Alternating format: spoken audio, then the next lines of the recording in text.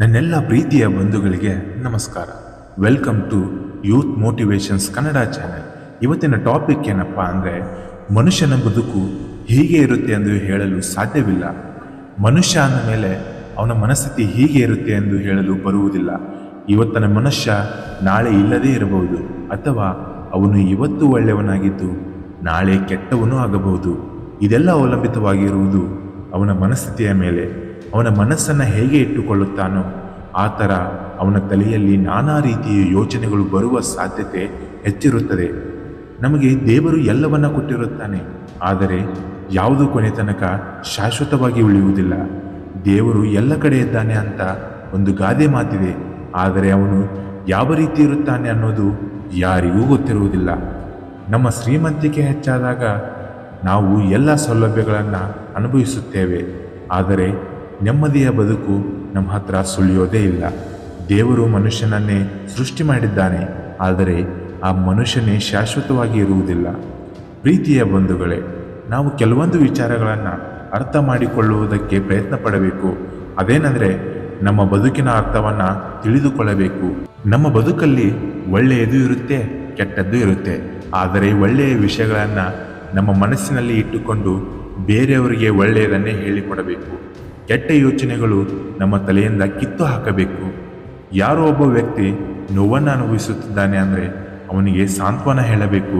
ಯಾಕಂದರೆ ಅಂಥವರು ಯಾರೊಂದಿಗೂ ಬೆರೆಯುವುದಕ್ಕೆ ಇಷ್ಟಪಡುವುದಿಲ್ಲ. ನಾವು ಎಲ್ಲಿ ಹುಟ್ಟಬೇಕು, ಯಾರ ಮನೆಯಲ್ಲಿ ಹುಟ್ಟಬೇಕು ಅನ್ನೋದು ನಮ್ಮ ಕೈಯಲ್ಲಿ ಇರುವುದಿಲ್ಲ. ನಮ್ಮ ಮುಂದಿನ ದಾರಿ ಏನು, ನಾವು ಎಲ್ಲಿ ಮುಟ್ಟಬೇಕು, ಹೇಗೆ ಮುಟ್ಟಬೇಕು, ಯಾವ ರೀತಿ ಸಾಧನೆ ಮಾಡಬೇಕು ಅನ್ನೋದು ಮಾತ್ರ ನಮ್ಮ ಕೈಯಲ್ಲಿ ಇರುತ್ತದೆ. ಗಂಗೆಯಲ್ಲಿ ಸ್ನಾನ ಮಾಡಿದ ತಕ್ಷಣ ಪಾಪ ಕಳೆದು ಹೋಗುವುದಿಲ್ಲ. ಮನಸ್ಸಿನಲ್ಲಿ ಹುಟ್ಟುವ ಯೋಚನೆಗಳು ಇನ್ನೊಬ್ಬರಿಗೆ ಕೆಟ್ಟದ್ದನ್ನು ಬಯಸಿದರೆ ನೀವು ಯಾವ ಸ್ನಾನ ಮಾಡಿಯೂ ಪ್ರಯೋಜನವಿಲ್ಲ. ನಿಮ್ಮ ಮನಸ್ಸಿನಲ್ಲಿ ಕೆಟ್ಟ ಯೋಚನೆಗಳು ಬರುತ್ತಿದ್ದರೆ ಈ ಎರಡು ಕೆಲಸ ಮಾಡಿ ಸಾಕು. ಮೊದಲನೆಯದು, ನಿಮ್ಮ ಮನದಲ್ಲಿ ಕೆಟ್ಟ ಯೋಚನೆಗಳು ಯಾಕೆ ಬರುತ್ತಿವೆ ಎಂದು ತಿಳಿದುಕೊಳ್ಳಿ. ಒಂದು ವೇಳೆ ನಿಮಗೆ ಸ್ಪಷ್ಟವಾದ ಕಾರಣ ಸಿಕ್ಕರೆ ಅಂತಹ ವಿಷಯಗಳಿಂದ ದೂರ ಇರಿ. ಎರಡನೆಯದು, ನಿಮಗೆ ಮಾನಸಿಕವಾಗಿ ನಕಾರಾತ್ಮಕ ಆಲೋಚನೆಗಳು ಬರ್ತಾ ಇದ್ದರೆ ನಿಮಗೆ ಇಷ್ಟವಾದ ವ್ಯಕ್ತಿಗಳ ಹತ್ತಿರ, ನಿಮ್ಮ ನೋವನ್ನು ಸ್ಪಂದಿಸುವ ವ್ಯಕ್ತಿಗಳ ಹತ್ತಿರ ಹೇಳಿಕೊಳ್ಳಿ. ಇದರಿಂದ ನಿಮ್ಮ ಮನಸ್ಸು ಹಗುರ ಆಗಬಹುದು. ನಮ್ಮ ಮನಸ್ಸನ್ನು ಹೇಗೆ ಇಟ್ಟುಕೊಳ್ಳಬೇಕು ಅನ್ನೋದು ನಮ್ಮ ಕೈಯಲ್ಲೇ ಇರುತ್ತೆ. ನಮ್ಮ ಮಾನಸಿಕ ಸಾಮರ್ಥ್ಯವನ್ನು ಬಲಪಡಿಸಿಕೊಳ್ಳಬೇಕೆಂದರೆ ನಾವು ನಮ್ಮ ಮನಸ್ಸನ್ನು ಗಟ್ಟಿ ಮಾಡಿಕೊಳ್ಳಬೇಕು. ಭಯಪಟ್ಟು ಕುಳಿತುಕೊಂಡರೆ ಬದುಕುವುದು ಅಸಾಧ್ಯ. ತಪ್ಪು ಸರಿಯೋ ಹೆಜ್ಜೆ ಹಾಕಿ ನೋಡು. ಗೆದ್ದರೆ ಮುಂದಕ್ಕೆ ನಡೆಸುತ್ತದೆ, ಸೋತರೆ ಮುಂದೆ ನಿಂತು ನೀನೇನು ಮಾಡಬೇಕೆಂದು ಕಲಿಸುತ್ತದೆ.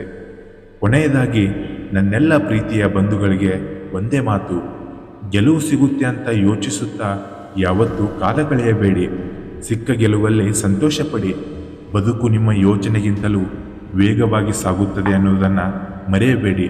ಇನ್ನಷ್ಟು ಹೆಚ್ಚಿನ ಮೋಟಿವೇಶ್ನಲ್ ವಿಡಿಯೋಗಳಿಗಾಗಿ ನಮ್ಮ ಯೂತ್ ಮೋಟಿವೇಶನ್ಸ್ ಕನ್ನಡ ಚಾನೆಲನ್ನು ಲೈಕ್ ಮಾಡಿ, ಸಬ್ಸ್ಕ್ರೈಬ್ ಮಾಡಿ ಹಾಗೂ ಬೆಲ್ ಐಕಾನ್ ಮೇಲೆ ಕ್ಲಿಕ್ ಮಾಡಿ. ಧನ್ಯವಾದಗಳು. ಜೈ ಹಿಂದ್, ಜೈ ಕರ್ನಾಟಕ ಮಾತೆ. ನಾನು ನಿಮ್ಮ ಅಕ್ಷಯ್, ಸೈನಿಂಗ್ ಆಫ್.